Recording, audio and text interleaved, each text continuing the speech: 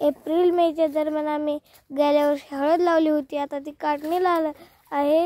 हे कशा ओळखायचं सांगू का? ही पानं अशी सुकली ना मग हळद काढायची असते. बघा हळद.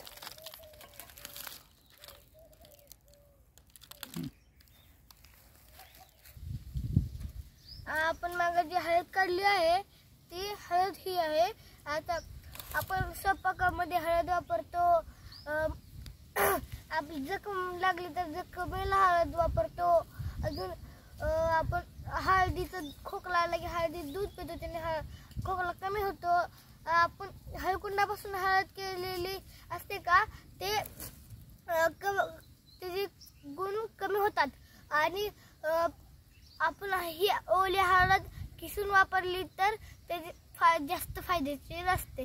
म्हणून हळद खिसून वापरावी ओली हळद.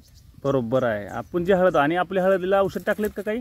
नाही. हा, बिना केमिकलची. आणि आम्ही दवाखान्यात सुद्धा हीच हळद. हा, आपल्या दवाखान्यामध्ये पण हीच हळद वापरतो. हे जे हळद आहे हे ओली हळद आहे आणि बऱ्याच आजारामध्ये किंवा काही लेप असतात त्याच्यामध्ये पण ओली हळद जर वापरली खिसून तर त्याचे औषधी गुण जास्त आहेत. हळकुंडापासून तयार केलेल्या हळदीपेक्षा या हळदीचे गुण जास्त राहतात.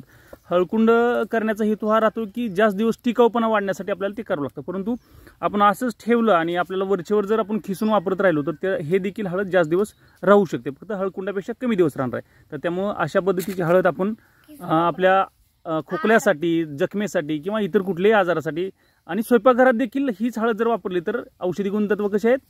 जास्त आहेत. आणि वास कसा याचा? सुगंध. हा, वास देखील सुगंध आहे.